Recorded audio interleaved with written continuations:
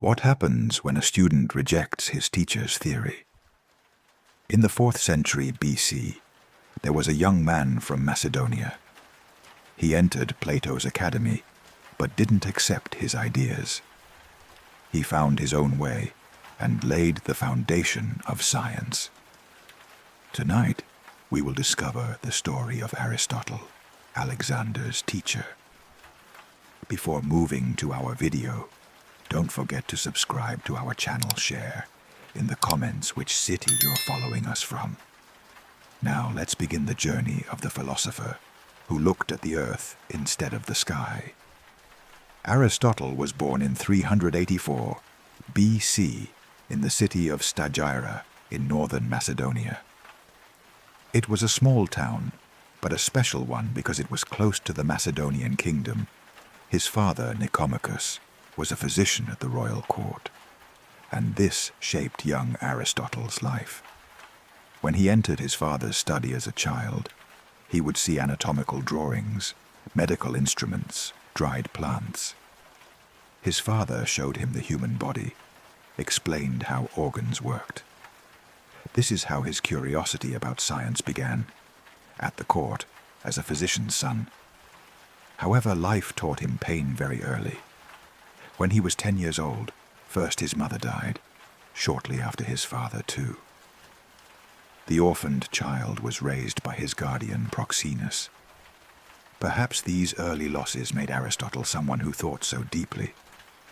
A child who knows death at a young age, observes life more carefully, finds every moment more valuable, learns early that everything has a beginning and an end.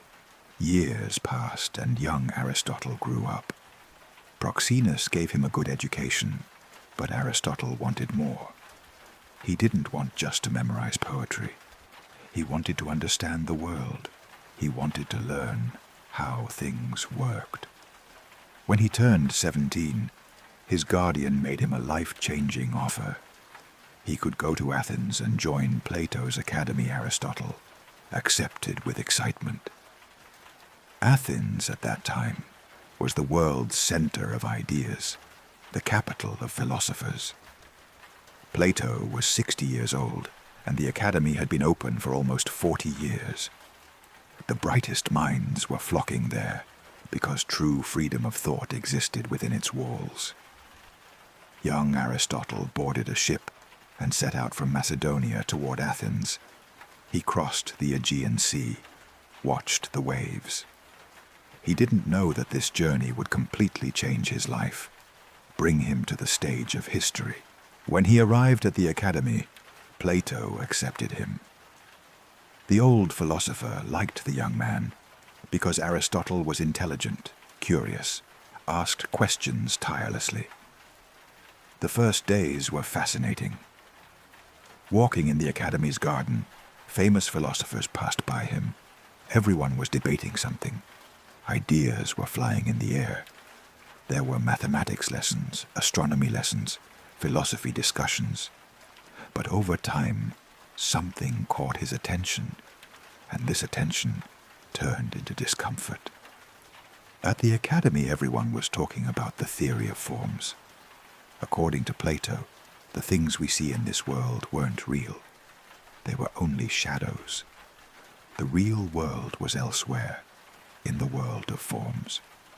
For example, the horses we see in the world were imperfect copies. The real horse was up there somewhere, perfect, unchanging, eternal. Aristotle listened to this, but something inside him began to feel wrong.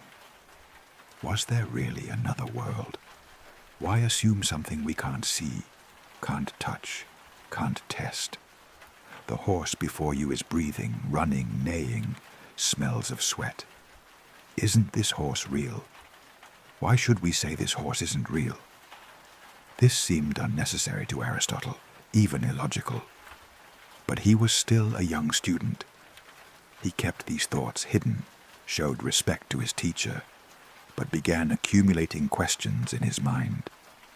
He stayed at the academy for 20 years. Full 20 years. Plato valued him greatly because Aristotle was incredibly productive, incredibly intelligent.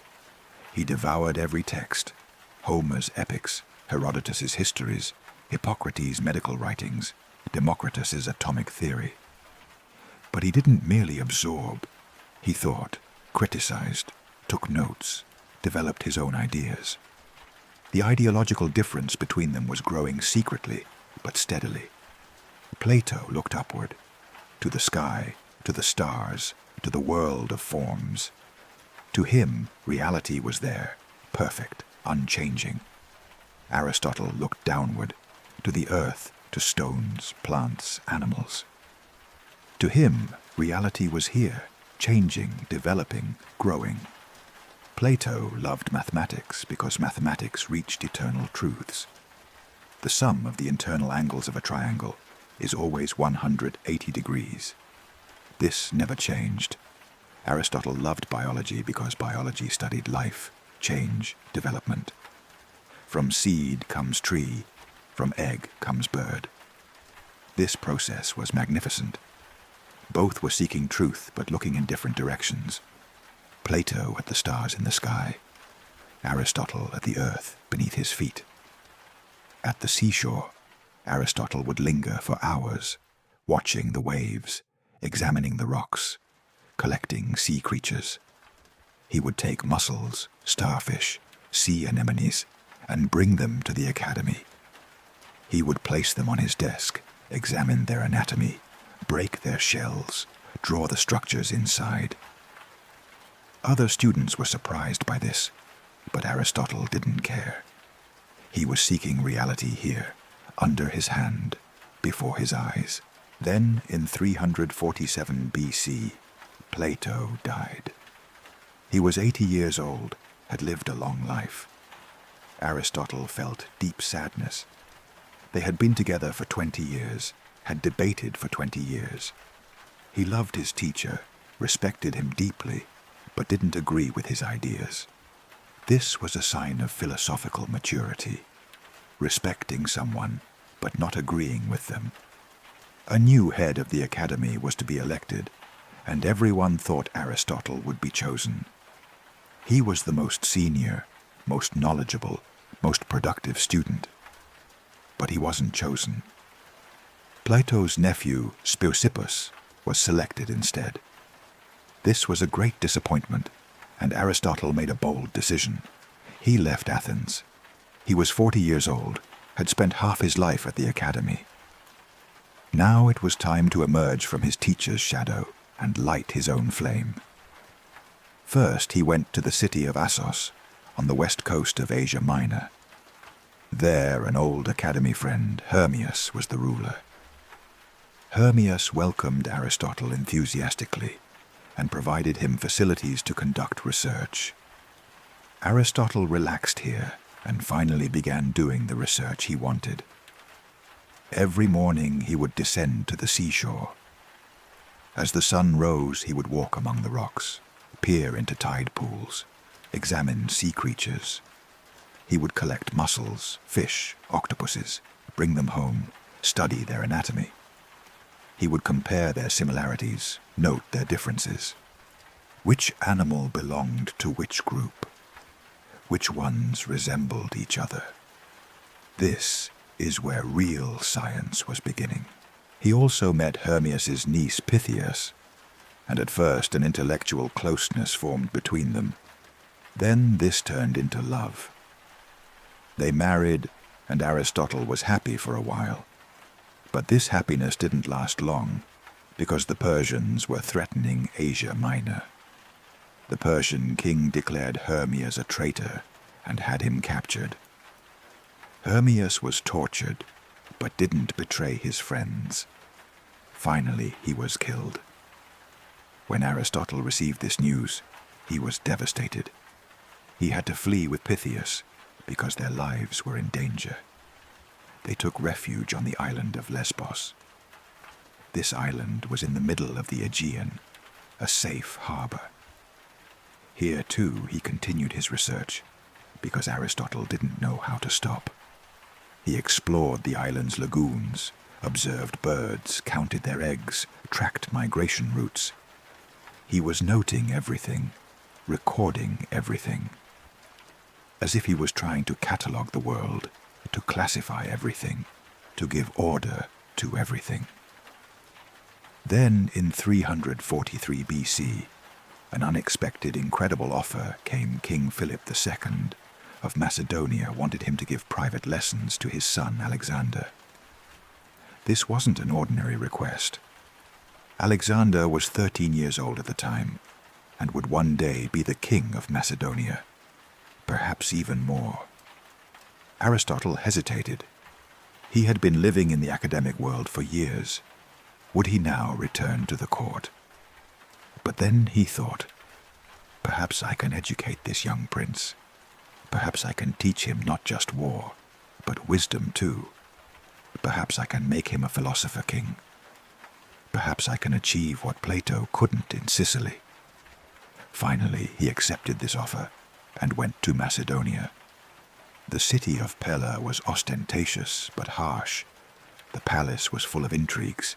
Generals were engaged in power struggles.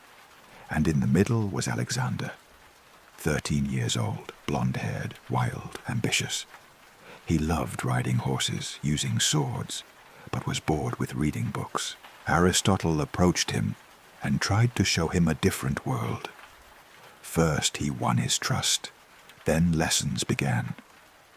But these weren't ordinary lessons. Aristotle read Homer to him, told him the epics of Achilles. Alexander was enchanted because he wanted to be like Achilles, wanted to be an immortal hero.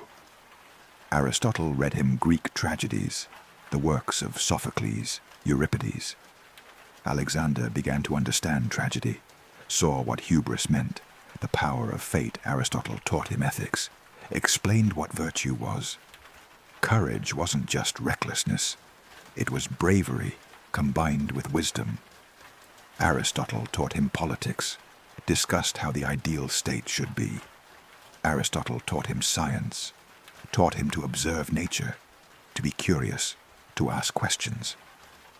It continued like this for 3 years, and these 3 years changed both of them.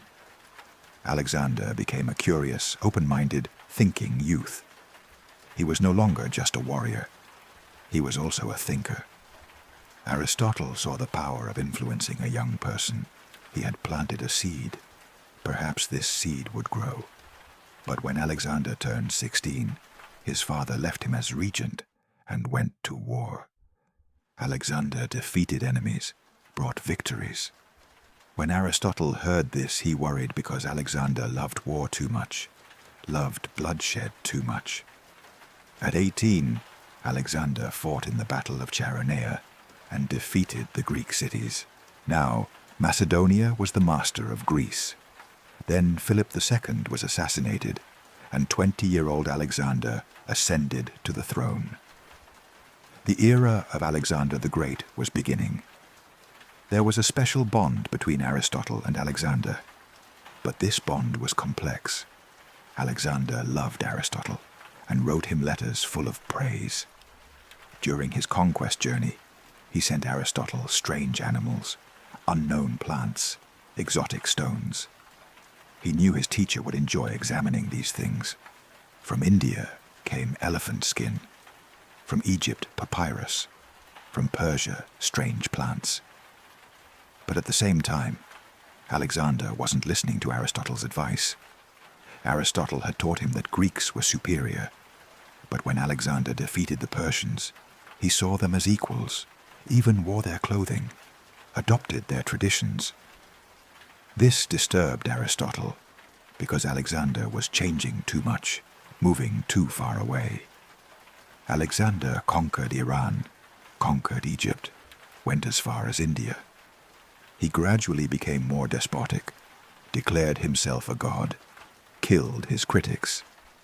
He even executed Aristotle's nephew Callisthenes because the young man had refused to prostrate himself before Alexander. When Aristotle received this news, he was devastated. He had lost his nephew and felt guilty. The philosopher and the warrior now lived in different worlds. Aristotle was seeking wisdom. Alexander was seeking victory. Aristotle taught moderation. Alexander lived without limits. Aristotle advocated the golden mean. Alexander went to extremes. They both loved each other, but could never fully understand each other because they were very different people. Perhaps this was Aristotle's greatest lesson: the gulf between thought and action, philosophy and power. While Alexander went east, Aristotle returned to Athens. He was 50 years old, a mature man. Now he wanted to establish his own school because he had much to say. He didn't return to the academy because he didn't want to live in Plato's shadow. He founded his own place and named it the Lyceum. The Lyceum was near the temple of Apollo Lysius in the east of Athens. This would be completely different from the academy. The academy was interested in mathematics and forms. The Lyceum would be interested in natural sciences, observation, reality. Aristotle discussed heavy topics with his closest students in the mornings, gave lessons to general audiences in the evenings. He loved teaching while walking, so his students were called peripatetics, those who do philosophy while walking. At the Lyceum, he started an incredible research program. This was more than a school. It was the first research institute. He gave assignments to his students. One group collected the laws of different cities. They compiled 158 different city constitutions, compared them, analyzed them. One group classified animals. They catalogued hundreds of animal species, recorded their similarities and differences. One group examined plants. One group tracked meteorological events. This was the first systematic scientific research, the first great knowledge-gathering project. And Aristotle wrote. Ceaselessly, tirelessly, he wrote. Every morning when he woke up, he sat at his desk, bent over papyri, filled his thoughts with words. First he worked on logic, and penned a series of works he called the Organon. With these works he founded the science of logic, because no one before had explained the rules of thought. So systematically, Aristotle developed the syllogism, the method of logical deduction. For example, he gave this example. All humans are mortal. Socrates is human, therefore Socrates is mortal. This seemed very simple, but was actually a revolutionary idea, because such inferences are certain, irrefutable. If there are two true premises, the third conclusion must be true, like mathematics, indisputable, clear. Aristotle was establishing the rules of logic, and these rules would remain valid for 2,000 years. Then he wrote the Metaphysics, and this was perhaps his deepest work. He discussed the nature of being. What does it mean when something exists? What is substance? What are matter and form? According to Aristotle, everything consists of matter and form. For example, a statue. The matter is marble, the form is the human shape. When the two come together, the statue emerges, matter is potential, form actualizes it. This idea was very important, because Aristotle was thus explaining change. Plato saw change as illusion. Aristotle saw change as the essence of reality. The acorn is a potential oak tree. When it falls to the ground, drinks water, sees the sun, it becomes actualized. It becomes a real oak tree. The egg is a potential chicken. When it's warmed, its embryo develops. It becomes a chicken. Everything moves from potential to actuality, from possibility to reality. This is change. This is nature. Then he wrote the Nicomachean Ethics. In this work, he explained what a virtuous life is. How does one become a good person? What is happiness? According to Aristotle, happiness wasn't pleasure, wasn't money, wasn't fame. Happiness was living virtuously, bringing out the best version of one's character. and virtue was neither a talent nor knowledge. Virtue was habit, practice. For example, to be brave, you must act bravely. To be generous, you must act generously. Doing it once isn't enough. You must do it again and again. Then virtue becomes part of your character, becomes natural. Just like learning music. When you learn to play the piano, at first you struggle. But if you practice constantly, eventually you make your fingers go to the right keys automatically. And here's that famous golden mean doctrine. Virtue lies between two extremes. Courage is between cowardice and recklessness. Generosity is between stinginess and extravagance. Humility is between excessive humiliation and arrogance. A good person finds balance, avoids extremes, acts moderately in every situation. This was a simple but profound teaching and remains valid today. In his Politics, he examined state forms. Which form of government is best? Aristotle didn't design an imaginary state like Plato. Instead, he examined existing states, compared 158 city constitutions, observed which ones worked. Then he made a classification. There are 3 good forms, he said. Monarchy, where one person rules for everyone's good. Aristocracy, where the best rule for everyone's good. Polity, where the majority rules for everyone's good. There are 3 bad forms. Tyranny, where one person rules only for his own interest. Oligarchy, where the rich rule only for their own interests. Democracy, where the poor rule only for their own interests. The best system is a mixed system, he said. Balanced, moderate. A system where the middle class is strong. Because the middle class is neither very rich nor very poor, thinks balanced, doesn't go to extremes. In the Poetics, he analyzed art. Why is tragedy so effective? Because it creates catharsis, he said. Purification. The viewer experiences the hero's suffering, releases feelings of fear and pity, then feels relieved. Theater isn't just entertainment, it's also therapy, a spiritual cleansing. In his Physics, he explained motion and change. Why do things move? Every motion has a cause, he said. Nothing moves spontaneously. The stone falls to the ground because its natural place is the center. Fire rises upward because its natural place is the sky. And potential turns to actuality. The seed is a potential tree. When it becomes actualized, it becomes a real tree. Change is the essence of nature. And he came to the subject he was most passionate about, living things. In his History of Animals, he classified more than 500 animal species. He divided animals into those with blood and those without, observed each animal, drew its anatomy, recorded its life cycle. He was the first to recognize that dolphins were mammals. He observed that they breathe with lungs, bear live young, and nurse them. He studied the organization of bees, discovered the queen bee. He examined the heart and blood vessels, understood that the heart was a pumping system. This went beyond mere cataloging. It was comparative anatomy and biology.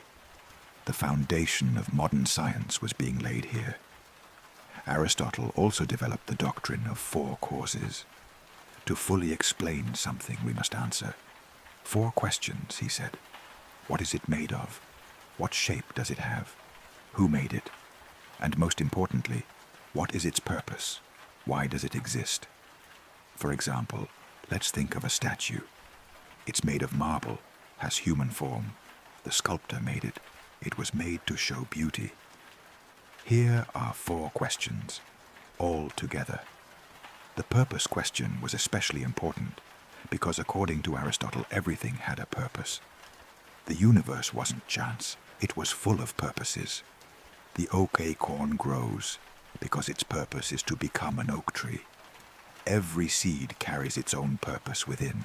Every living thing tries to realize its own potential. There's a direction in the universe, a goal, a meaning. He worked at the Lyceum for 12 years, and these were the most productive years of his life. But then, in 323 BC, Alexander died at 32 years old in Babylon from a mysterious fever. Aristotle's protector was gone, and anti-Macedonian feelings suddenly rose in Athens. Athenians wanted their freedom back, wanted to be free from Macedonian domination. Aristotle was in danger because he came from Macedonia, was Alexander's teacher, was seen as a Macedonian sympathizer. They accused him of impiety, just as they had accused Socrates 74 years earlier. Same accusations, same danger. But Aristotle decided to flee this time as he said, "I will not allow the Athenians to sin twice against philosophy." He remembered Socrates, didn't want to share the same fate. He left the Lyceum to his favorite student Theophrastus and fled to the island of Chalcis. But only a year later, at 62 years old, he died. It's said to be from stomach ailment, but it's not certain. In his will, he requested that slaves be freed, that he be buried next to his wife Pythias, that his books be given to Theophrastus. Thus Aristotle's story ended, but his works survived. Aristotle's works weren't lost, but had a strange adventure. After Theophrastus's death, they remained in a family's hands, hidden in a basement. Years later, they were found, moldy, damaged. Then they were copied, spread. In the Middle Ages, Arab philosophers discovered him and valued him greatly. Ibn Rushd, Ibn Sina, Al-Farabi read Aristotle, interpreted him, preserved him. While the West was in the Dark Ages, the East was keeping Aristotle alive. Then European Christians translated from Arabic to Latin. Thomas Aquinas combined him with Christianity. Aristotle's philosophy became the foundation of Christian theology. It became a textbook in universities. For 600 years, Aristotle was the king of science and philosophy. Dante called him the master of those who know. The Middle Ages called him simply the philosopher. No other name was needed. Of course, later some of his ideas were refuted. Galileo rejected his laws of physics. He was wrong about falling bodies because he hadn't experimented, only reasoned. Newton refuted his cosmology. Planets have no purpose, only gravity. Darwin developed his biology. Species change, aren't fixed. But Aristotle's logic remained dominant for 2,000 years. His ethics is still debated. Virtue ethics is still current. His biological classifications inspired Linnaeus. Comparative anatomy began with him. The scientific method comes from him. Observation, classification, explanation. He influenced Marx, Freud, Darwin, because they all loved categories, systems. Aristotle had systematized the world. Aristotle's story is a student's story, but a different student's one who loved his teacher but didn't obey him blindly, who emerged from Plato's shadow and lit his own flame, who examined the earth instead of the sky, who sought realities instead of ideals. And perhaps this is why he became the father of science. Aristotle taught us this. Answers are here, found through observation. Classify, compare, explain. Everything has both a cause and a purpose. Seek balance, avoid extremes. Think, but don't forget to observe. Respect your teacher, but don't stop critical thinking. Combine philosophy with science. Pass from potential to actuality. Realize yourself. This is why we still talk about him 2,400 years later. If you enjoy discovering these kinds of inspiring stories, don't forget to subscribe to our channel. Share what you think about Aristotle in the comments. In our next video, we'll tell the story of another person who left their mark on history. See you Goodbye.